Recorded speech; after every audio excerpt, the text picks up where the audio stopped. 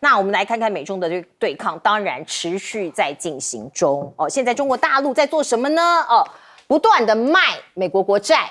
另一方面，他不断的买黄金哦，所以一来一往就知道了哦，有一些避险的动作都在做。而另外，中国大陆还在管制石墨的出口，包括我们看到呢，美国哦就想说，你管制没关系，我就帮你加税。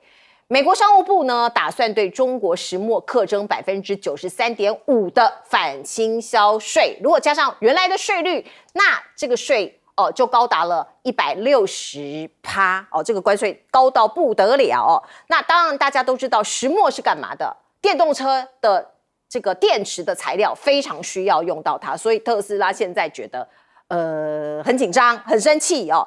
所以有人就说美国是不是用这一招来壮胆呢？因为包括中国大陆也在管制他们的石墨出口嘛。而另外我们再来看看，包括中国呢，他就宣布说，我现在发现一个新的稀土矿物，叫做女黄河矿，可以用在新能源车这是最新的发现。那这是一个算是未来可以应用在包括这个电动车啊相关的电池的产品里头。而另外像这样的争夺战呢，在美国这里，美国也想方设法想要弥补这个被中国掐脖子这样子的一个困境，所以他想到什么？从电子垃圾回收里面来把它萃取出来用这样的方式来抗中，就包括笔电啊、手机啊这些都有锂电池嘛把它回收，然后再把这个锂的相关的东西把它萃取出来再重新做。而另外包括我们看到五角大厦已经入股了所谓稀土矿商 MP 那可是现在呢，苹果也出手了，他们说要打造去中国化的磁铁供应链可是现在也有很多专家在质疑说，来得及吗？那我们也可以看到，包括为了见习近平，是不是川普现在有一点在放下身段了？包括美国跟中国大陆的关税大限，现在可能再延3个月。我们看到相关的报道说，中国大陆说他们自认占据上风所以呢，他们就开始可能可以有一些姿态出来了。而川普的表现是什么？川普越来越软化了，包括芬太尼的问题，川普公开赞扬中国，处理得非常好表示肯定那川普自己也讲会这个中国大陆会处死把这些制造芬太尼、分销芬太尼的这些制毒者，把它做一个极刑那可是北京就讲了，北京说那是美国的问题，不是我们中国的问题所以像这样子的一个说法就甚嚣尘上就说川普现在放下身段一切的努力都是为了跟中国大陆的这个习近平来见面。那我们来看看呢，有没有可能登陆所谓的川习会？已经讨论了非常非常的久了。那现在有一个理论是什么？有可能中美这2大元首会肩并肩来做一个阅兵。那我们看到这个端倪是来自于哪里？是来自于人民日报终身它有一篇这个所谓的文章，它的题目叫做歌唱和平，共同书写中美友善的新故事。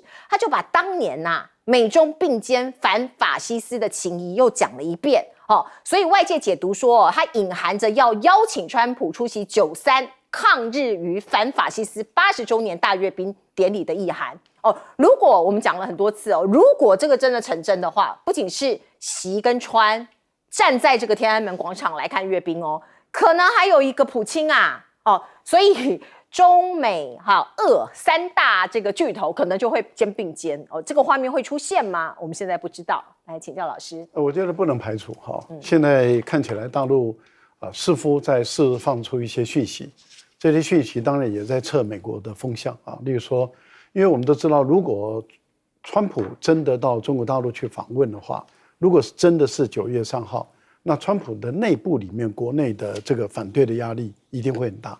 例如说，不管是民主党或是共和党内部那他们本身不同的声音一定会很大。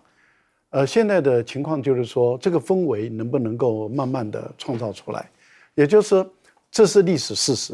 历史事实就是中美还有俄国当初是在太平洋这个地区是联合抗法西斯的、抗军国主义的例如说，我们看到了，就是俄罗斯，它是从日本的北边，就是北方四岛那边去攻打日本，而美国它是从海洋从菲律宾开始反攻，然后这个硫磺岛啦，然后到琉球群岛，然后一直到日本战败投降等等。也就是说，美国是从海上攻打，然后这个俄罗斯也是从岛屿上来攻打。整个中国大陆这边是我们中国就是我们中华民国，我们来抗日的这样的一个情形。我们把日本就绞杀在这个大华北、东北这个地区，然后最后日本整个战败投降。这个确实是中美俄那么在整个亚太地区联合抗日，把日本彻底击败。所以如果三国的元首能够同时在天安门广场出现的话，那这个真的会是一个历史性的画面，也可能以后会成为一个惯例。逢5、逢10的时候，那三国的元首可能都会同时出来。其实还有一个国家的元首，也可能如果川普愿意去的话，我相信那个国家的元首就理直气壮的可以去了，就是李在明因为5年前我们的应该是10年前，10年前也是一个反法西斯的一个天安门的一个，那时候是朴槿惠去，结果就发生了朴槿惠的很奇特的这个手机笔电的闺蜜们的事件。那大家一般估计应该是美国的 CIA 的一个杰作那么就把朴槿惠搞垮了。那从此以后，韩国的总统就不太敢上天安门。但是如果这次美国的总统上天安门的话，韩国的总统当然理直气壮的就可以上天安门。那这个对日本来讲的话，他会觉得压力山大他压力会大到不行，因为等于是中美俄联合反对日本的军国主义，那日本就必须要严肃的面对于他当时侵略亚洲、侵略中国、韩国等这些历史了。我觉得这个是要让日本那么为他的历史负责任，承认他是一个侵略国、军国主义，然后我觉得这是一个很重要的分界点那美国如果愿意回收电子垃圾，我们举双手双脚赞成，不要再把垃圾丢到发展中的国家但是不要说你把你要的东西萃取完了以后，你就把剩下的东西又往发展中的国家里面丢，我觉得这个就不厚道了。所以我觉得美国人可以做一件事，把你的电子垃圾，甚至你把全世界的电子垃圾都买进来以后，你来提炼出你要的东西，其他的麻烦您就把它处理好。另外一个部分里面就是提炼的成本不会低对，提炼成本然后还有就是提炼的技术这个美国也必须要具备。其实最大的一个问题在哪里？在劳动力美国的工人在哪里？你又把这个南美洲的工人都赶走了，你从哪里去找那么多的工人去把这些废弃的电脑、废弃的手机一个一个把它取出来？这不是一件容易的事情。所以我个人觉得美国在跟中国大陆打稀土战这个部分美国胜面真的不大。来董哥，大家看最近俄乌战争川普又开始说我支援乌克兰，然后要等于说欧洲这些国家大家一起处理大家要看了。他说我终于发现了普亭都在骗我他说我那天跟他谈得非常好，结果我回去跟我太太眉飞色舞的讲，我太太跟我讲说昨天也有一个城市被打了，前天也有一个城市被攻下来了。他说不对的确是这样他开始不信任普亭。那你现在信任谁？大家可以看到川普有时候你看着他好像很精明，他每天骂普亭，普亭跟我讲的话通通不算你川普跟人家讲的话也没有一字算所以你有时候看在国际间这种大国的尔虞我诈，有时候看的是让人家觉得说怎么可以这样反反复复讲话都不算。但是因为川普当了美国总统，再次的当选以来，他所有的行径都让他觉得匪夷所思怎么可以这样？好，那我们来讲，其实对美国来讲，对中国大陆来讲他这都是一个非常奇特的一个经历。这个经历大家有最近黄仁勋到中国大陆，他要去之前先去见川普，他其实要获得一项的保证，就是说你把我前面供应中国大陆那些晶片通通不准，对不对 ？AI 晶片你通通不准我去，我其实公司损失很大，但是我是支持你的所以他去之前当然打了这个招呼 ，H20就可以去了，对不对？大家看这几天所有两岸都在报道黄仁勋的新闻，黄仁勋穿唐装，然后讲非常标准的中国话国语，然后大家就说，怎么是这样？黄仁勋，大家看这个面貌，当然商业是很重要的。我觉得川普也知道商业非常重要，你必须给这些大老板赚很多钱，你总要卸任的嘛。那我们看到了，其实两岸都在看，那所有这些东西，其实你可以看出，其实黄仁勋去代表川普一个示好的一个动作，你知道吗？那当川普把这些示好的动作，中国大陆本来那时候克到200多的时候，大家想说，哇，这个大概无解了。后来发现，其实要解还是可以解，解铃还在系铃人，就在川普嘛。所以川普想怎么样就怎么样。好，那现在中国大陆觉得说，我们应该是比较积极上风，我觉得也没有啦。因为你也不要认为说，川普在装下风的时候，就是他准备要反扑上来了。你跟川普打交道，永远要记住一件事情：这个人讲话不会算数的，签约也不算数。你要先心里有这个，到时候不要再来，气急败坏说，你怎么可以讲话不算数？讲话不算数本来就是川普的本性啊。好，那今天你可以看到，当中国大陆，他今年对他来讲，当然是一个反奴役、反侵略、反法西斯一个特殊的年。为什么？因为2次大战，日本是亚洲唯一的帝国主义，那所有的国家都被他蹂躏过，中国人死最多。那这一幕其实对全世界来讲都是一个非常沉痛的一个经验啊。那我们可以看到，在今年今年那个5月的时候，俄罗斯因为他们那时候卷入战争，所以普廷办的时候，中国大陆的习近平是有去的。就是说大家一来一回的话，那这一场93，它其实非常可能就是川普、普丁跟习近平3人会面的一个场合，你知道吗？那这3个人可以讲，他就决定世界的未来重不重要，很重要。所以日本人如果真的碰到这个场面的话，我觉得这些日本都要吓傻了，不晓得怎么办。真的无所适从嘛。是，来请教舰长。美国商务部宣布啊，它对于中国的出口的石墨要课征反倾销税93.5%，然后加上原来的税率的话，高达160%啊。那这一个部分呢，大家会觉得很怀疑，为什么？因为如果看我手上的这一张图，就会看得非常清楚啊。最下面这一个灰色的部分啊，其实就是中国大陆。中国大陆输往美国的石墨的数量呢，其实是最多的，以去年来讲，高达18万吨。那如果按照比例来看呢，其实中国占了76%啊。那其他的，例如说莫桑比克啊、巴西啊，或者是马达加斯加加一加，其实都只是零头而已。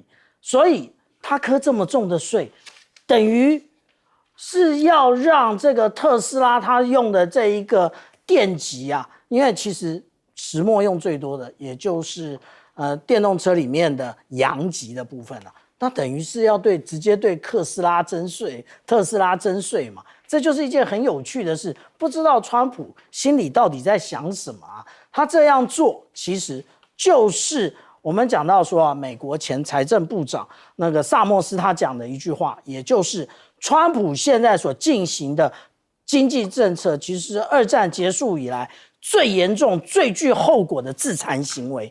也就是你课这么多的税，结果你课到的都是那个美国企业的税。那至于说，这一些国会议员啊，跟我们台湾部分的国会议员也是有的拼啊，大家就开始脑力激荡，说啊，我们现在开始啊要回收电子垃圾。那回收电子垃圾，大家有想到这个有多难吗？我们看一下哦，这张图显现的是什么？也就是当你这些电子垃圾回收，你如何的提炼或者是萃取出来？那这是一个它相关的专利的数量越来越多。对不起，只要有专利，它就会加价。那另外呢，我们看到说相关的这一个提炼出来的最多的是什么？最多的就是铜，也就是我们看到说，为什么常常这个电缆被偷啊？其实就是要里面的铜，那个才是提炼最多的。其他你要用锂啊，或者用这一些锗啊、镓啊这些，对不起，非常困难，而且价格非常贵。你有想到吗？你提炼出来就这么贵了，然后会不会比关税还贵？那结果就是让商品变得更贵。好，巴西总统鲁拉现在生气了，而且他发脾气的对象就是美国总统川普。他说什么？他说：“你川普当选是要当美国人的领导人，不是来当世界皇帝呀！你动不动就要跟我课高关税，现在巴西的关税50%。好，他说鲁拉，他说我不会听从外国佬的命令。哦，所以他这个真的是非常生气，他觉得川普没有道理，他没有那样的权利可以号令全世界哦。我们看到川普呢，他也不爽，所以他给这个一个信函给公布了。谁的信函呢？他写给波索纳，波索纳就是巴西的前总统。哦，他说你巴西政府应该立刻终止对波索纳的政治迫害。哦，我会密切观察这个事态的发展哦。可是巴西政府也非常强硬说，你不准对我们国内的司法来指手画脚，而我们看到民间的反应是什么呢？导播让我们看这个画面，现在包括在里约，包括在圣保罗都爆发了示威游行，因为川普的行径把这个巴西人都给激怒了巴西人说你就来发动贸易战，我不怕我们都不害怕那他更指出前总统波索纳就是一个叛徒所以你也可以看到呢，川普真的是跟全世界几乎很多国家的人民啊、政府啊，现在都在对干。而另外，我们看到 G20 的南非财经首长会议美国人美国的这个财政部长他没来贝森特不出席，只派出一个级别较低的官员参加，所以大家就说美国跟南非的关系真的还在紧张当中关系不睦。那我们看到川普所谓的关税，他说其他150国你们的关税都很低啦，15%而已最高15%。那泰国就说现在计划对美国90%的货物都免税几乎是市场开放了。那他们要争取可能更低、更好的一些待遇，在贸易方面对美国。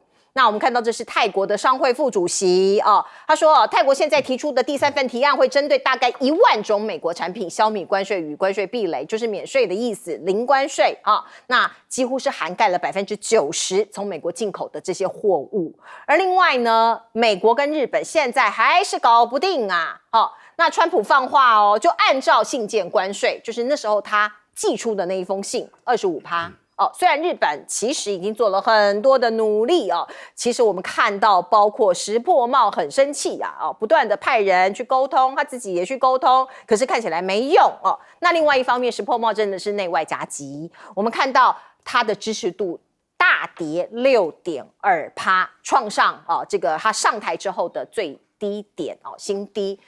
我们知道现在日本的国会要改选，日本的参议院有选举在这个月的月底。那我们看到呢，作为这个首相他也是这个党魁嘛，他也要去助选，可是现在已经变成票房毒药了，说是党内的人拒绝他去帮忙站台所以他现在真是内外交相迫。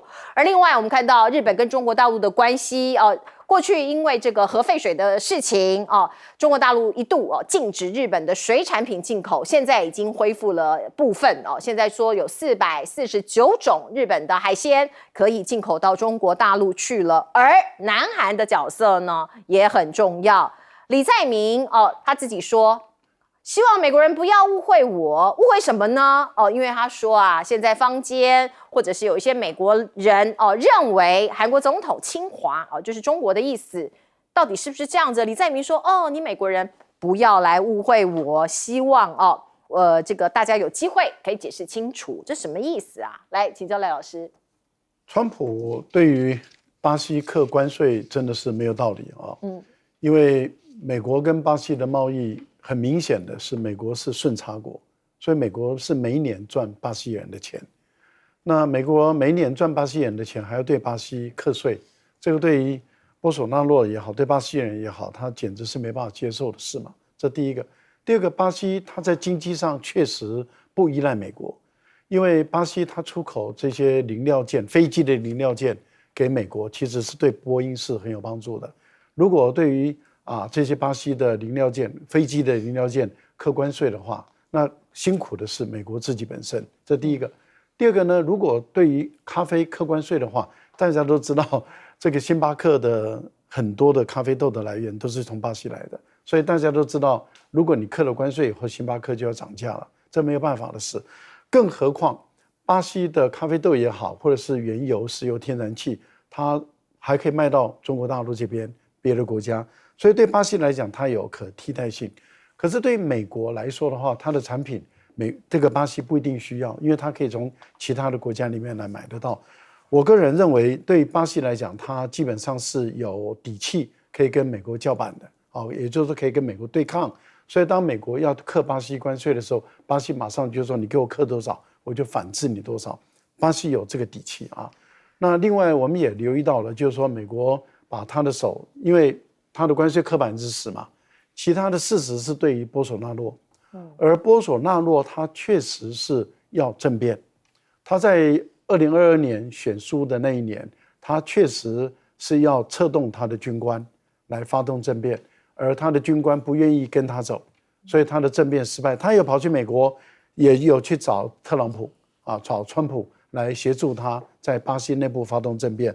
所以当这个川普把他的手伸到巴西的司法的时候，巴西的民众就站出来了，他们没办法接受，所以反而对波索纳洛是落井下石因为等于是川普证明了这个波索纳洛找他要寻求他的支持。要发动政变，这个已经反而更让巴西人更愤怒。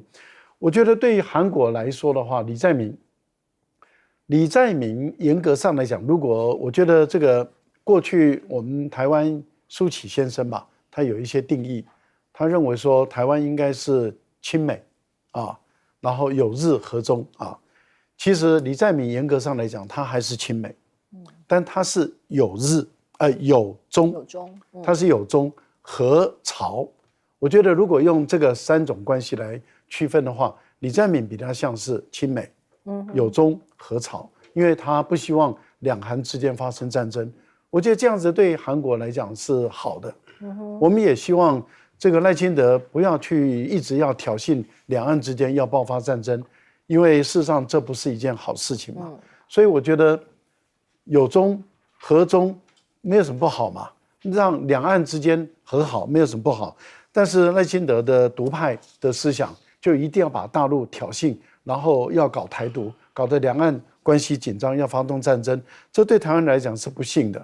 我觉得李在明他如果能够坚持亲美、有中和朝，我觉得这个对于韩国是有利的，对韩国也是一件好事。是，好，我们进一下广告。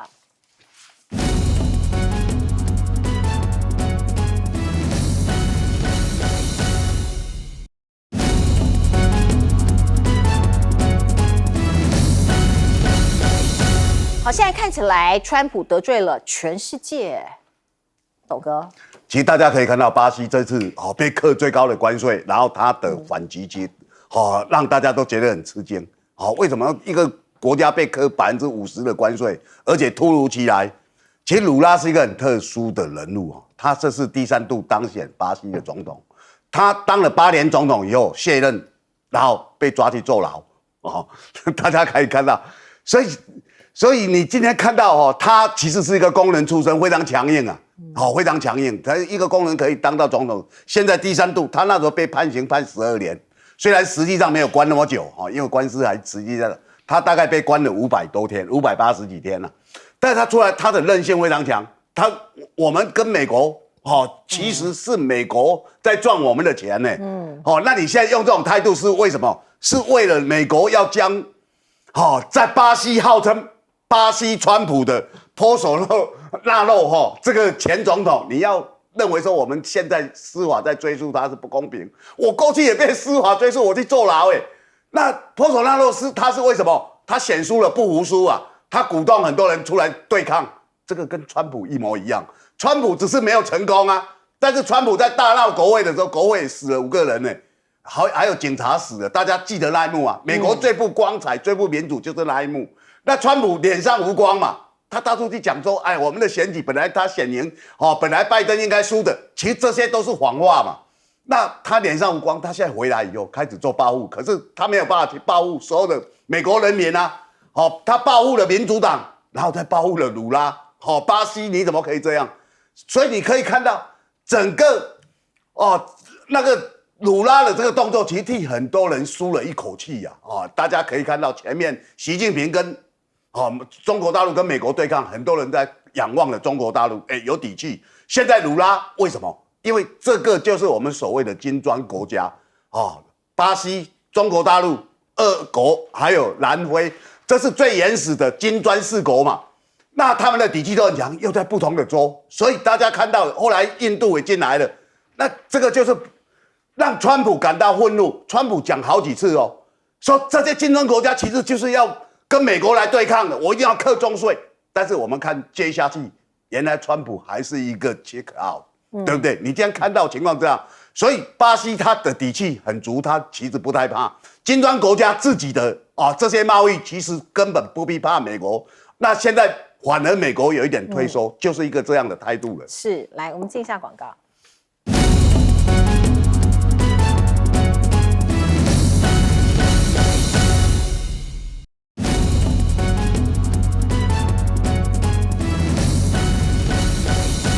好，请教舰长。巴西的总统鲁拉为什么这么硬气？其实我们来看一下有关于巴西它的进出口的一个项目那如果说我们仔细的来看它的出口的话，它的最大的贸易伙伴是中国大陆，那这是第一名，第二名呢是美国，可是第一名它的这个金额的数量是第二名美国的3倍，所以没有再怕的我们在讲国家竞争的时候，有一个非常重要的，也就是潜在竞争者。那现在既然你美国用这么高的关税的话，那让中国大陆继续领先了。那如果说我们看出口的话，巴西也是出口到中国大陆最多的一个国家。也就是说其实我们这样看，美国他认为他其实这么高的关税可以让巴西低头，可是巴西没有要低头我把原来要出口到美国的，现在直接出口到中国大陆不就得了吗？而且我们来看这一些第一名其实是就是巴西那个进口进口的这些货品第一个是电子设备，第二个是机械。那第3个呢是矿物油，这些不是都是中国大陆的强项之一吗？所以其实鲁拉他没有在怕美国的。那这个也就是我们讲到说川普无论用了什么方法，其实都没有什么样的效果。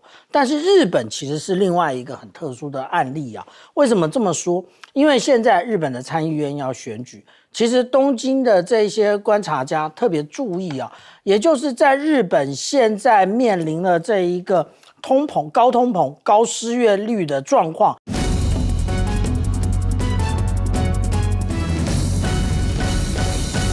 好，欢迎您回到新闻大白话的节目现场，我是钱子，介绍这1个小时的来宾。首先是资深媒体人董志森，是，大家好，以及国际政治专家赖岳谦老师。主持人好，观众朋友大家好。另外是我们的前海军舰长吕礼师。主持人好，各位观众大家好。好，观众朋友，昨天下午我们在北部举行了防空的万安演习，你可以看到呢，包括台北市市长蒋万安跟总统赖清德同框。在这个场合，蒋万安当面见，他讲了什么？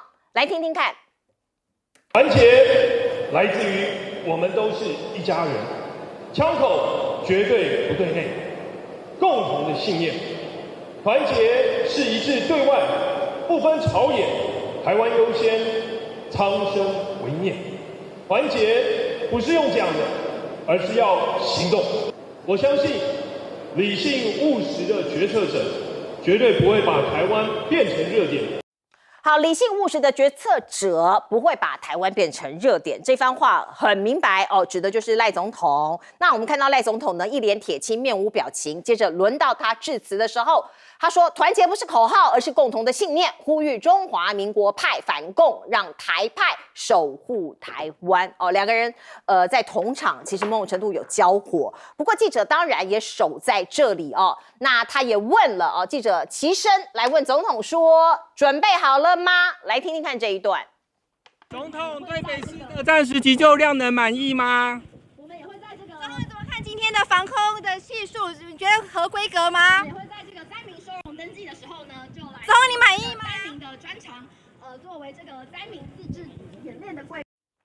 好，史上最长的汉光演习哦，我们看到赖总统当然哦，他有出席，不过这一幕啊，有很多人认为可能不是这么的正规哦。我们请导播让我们看看这一幕，当赖总统哦穿着军服在正式的军事场合哦打理，您看到他只点点头哦，并没有做正式的军礼，当然有人批评哦。那等一下都会有军事专家来跟大家来解析到底这样子对不对哦，或者是合不合礼仪。我们来看，包括馆长他在上王浅秋的专访的时候，他也批评了这一段。我们来听听看。赖清德到底有没有当过兵？我真不知道。一个穿着军服的人，因为他很会穿军服吗？面对一个将领跟他敬礼的时候，他点头。你是皇帝吗？穿上军服就要敬礼的时候，一个标准，你就是要回礼。旁边的人应该也要提醒赖总统吧，我不晓得到底出了什么样的差错哦。那我们再来看看，包括这个汉光演习，我们有模拟非常多的一个假想哦，假定。那我们今天看到的是模拟共军已经攻进大台北，阿帕奇直升机来演练热加这个演练哦，还有挂弹哦，包括您看到中国大陆这些解放军登陆了，那美国的大型运输舰也抵达我们台湾的花莲，在东部哦，那载运军需的一些物资来增援。简单讲就是这样子的想定，阿共已经攻进来了，美军来增援我们，而且靠在这个花莲港这个地方。那郭正亮的说法是说，这很可能是为了撤侨。他说，美国的大型军舰、运输舰可能是为了要把美国在台湾的侨民给接走。那李胜峰老师是说，这个有点奇怪的假想哦，有点奇怪的想定，跟有点奇怪的剧本，因为他认为823炮战那个时候呢，台湾跟美国其实中华民国跟美国是有这个正式的邦交关系，那个时候都没有这样子的做法。那万一未来发生战争，真的美军的舰艇哦，它的这个运输舰真的会靠港吗？还有另外一项模拟也被一些军事专家来质疑哦，它的可行性。包括你看到17号哦，国军在花莲国福大桥进行要点爆破的操演，目的是为了要封阻道路，在敌军登陆时达到阻绝的效果。所以你看到国福大桥在哪里？在这儿哦，大家可以看一下。它具备一定的战略意义，它在空军嘉山基地的南方，嘉山基地在这里哦，这是很重要的一个我们的军事要地。那在花莲港的西北方，花莲港在这儿。可是如果你把它炸了，就有网友说你把它炸了，那美军靠港之后的运输舰的物资怎么样运补嘞？就是觉得怪怪的，有很多的想定，可能在军事上面不知道有一些矛盾的地方一直不断的出现。那我们再来看看，包括汉光演习，让国军毛起来练习城镇战很多人也是打了问号。台湾很重要的部署根本还没有做，因为解放军如果来了，我们打了城镇战，表示我们的海空的优势都已经丧失了那共军后续增援部队也源源不绝的进来了，那我们哪有持久作战的本钱？总之有很多的疑问在这一次的汉光演习里头被大家来做一个批评。另外呢，我们看到有一个报道是这样，这是来自于外媒《每日电讯报》，他说他去采访，那金门有一个当地的居民就跟这个阿多亚的记者讲说他不觉得演习有多大的效用那当地的官员跟他说我跟一名将领开玩笑那个将领还说，如果真的打起来，他们会动员部队躲进山里，这样才能避免战事升高，减少对金门的破坏。那这样，如果这个将领真的这样讲，那他是涉及叛国了吧？这个我也打一个问号。那另外我们再来看看，包括王定宇哦，今天讲了一件事，有人认为他在造谣。我们先来看看是什么事呢？国民党先宣布说，我们有收到最新的情报哦，中国大陆将于7月21号、22号、7月25号要发射卫星。哎，这个是在大罢免前呢。大家还记得2024年的总统大选，就是因为对岸发射卫星，然后我们的警报一直响，有没有？所以国民党是担心旧事重演，就说你们不要再搞这个紧急的这个国家级警报了哦，就可能要先警告他们不要这样乱搞。结果王定宇怎么讲？王定宇说这是亲共通敌的铁证，不然怎么会事先知道中国要射飞弹？哎，拜托一下好不好？人家是讲说卫星，好不好？你有没有识读能力？卫星 ，OK？ 什么是射飞弹啦？哦，王定宇真的是哦。他到底是真的知道还是假的知道？因为其实全球的国家都一样，如果你要做包括卫星啊，各种的这个科学的实验，其实你是要公告周知的，你是要这个有公开讯息都查得到的，它不是秘密呀。哦，来，董哥，其实大家都可以看到哦，现在选举非常接近了，那整个汉光演习这么多天了，等于说已经到了倒数最后2天了。我们看到汉光的新闻，我看每一天都在撞车啊。哦，就每天都有。那今天看到了哦这些事情哦，你会觉得说我们的经历到底是如何？其实你要看下来的话，很多人你只要当过兵的都会冒出一身冷汗呐。馆长讲的没有错啊，你今天是个3军统帅，人家来跟你报告，来请你阅兵或者来检视金融，跟你敬礼，你要干嘛？你当然马上对不对？这个一定是这个动作嘛。怎么是用点头的？你这个真的是让人家怀疑你有没有当过兵。然后一个总统穿金炉这样披头散发的，就看起来就我老实讲，有时候真的看不下去，说这是一个像军人的样子吗？完全不像。我相信哦，当过兵的人看过他这副德性哦，不会有那种尊敬的意思，真的不会。好，那我今天哦看了这些哦，我其实都是非常的感慨啊。哦，看整个汉光演习，所有的那个。为什么呢？其实这些年来我们对于战争的概念跟过去不太一样。这概念来自这几场战争啊，俄乌战是怎么打的？以色列打加沙走廊，而且打伊朗是怎么打的？这是发生在眼前的战争，它的战争形态就是飞弹、无人机，然后就战斗机去轰炸，它都是电子战隔空。那中国大陆如果跟台湾打，一定也是这样，因为中间有个台湾海峡嘛，就好像他们中间有一个隔阂的话，那今天如果说打到用常识想啊，打到城战的韧性战争的话，那等于说我们已经被占领了，已经被上来了，已经经过沙滩了嘛。我们过去说阻敌于沙滩之外，没有啊，这已经到城战了。那到整个城镇里面的话，我们现在要怎么去打？大家看的就是这一幕。那这一幕你看到赖总统他说应该怎么样，这些东西都显得非常的虚假。你知道我们看到这一幕，每个人都觉得说，你难道以为中国大陆还在跟你打那种传统战吗？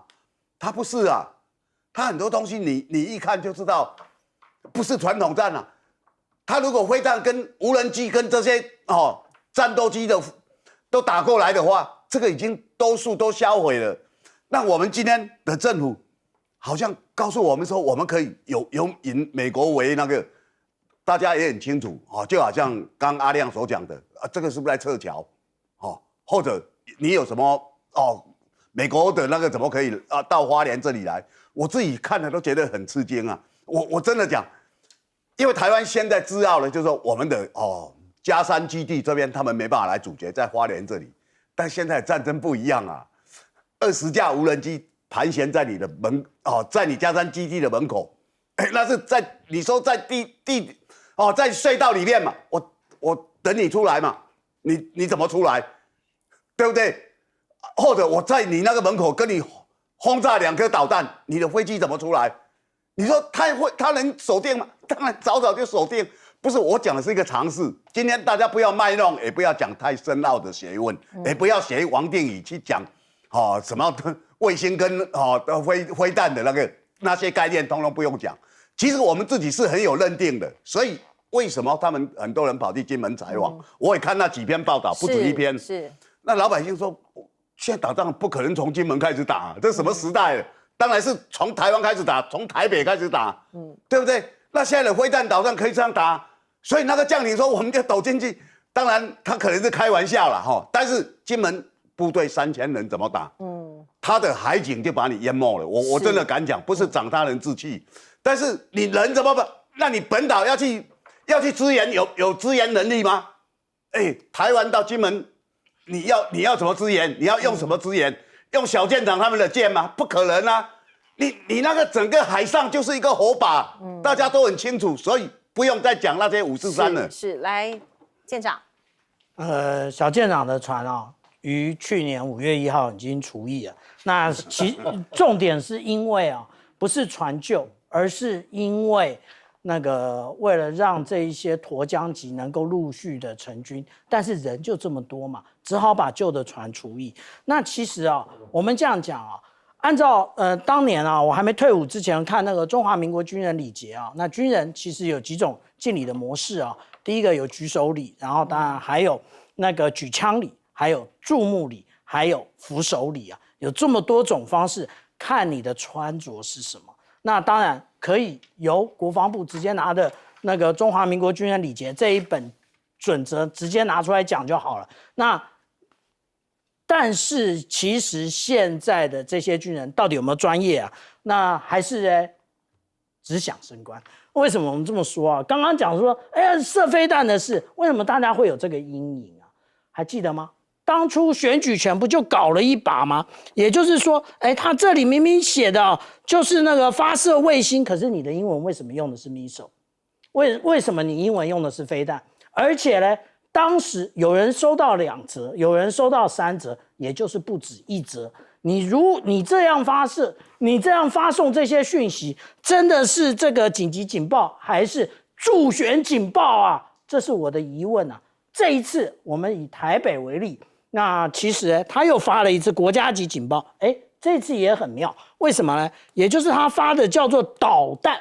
如果按照华美军语字典里面没有导弹这个字，只有飞弹，没有导弹。那支语警察就是常常有人说，你讲的是支语，你讲的中国大陆警察，的确，那个这一个导弹是中国大陆的用语，那为什么会出现在这里？这是一个问题我刚刚为什么讲到底军人还有没有专业，就是这个问题当初发出这个飞弹警报的时候，我那时候就预言了，也就是当时的那个作战指挥部的空军作战指挥部的指挥官那个黄中将，他那个时候还是中将，我说他一定升上将，果然没错赖清德总统就任之后，第一个升上将的就是他，开玩笑，助选有功嘛，对不对？那至于说现在把这一个续海舰开到东岸到底有没有效？到底能不能撤侨？大家不要欺骗自己。为什么？因为今年其实我们看到的也就是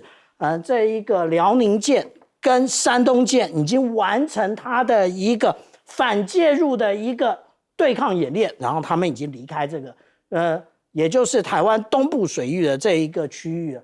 可是我们仔细看一下，如果是去年的话，去年可不是如此去年其实我们的汉光演习的时间是7月22号到26号，可是它的山东舰在这个区域的位置的时间是7月9号到7月18号。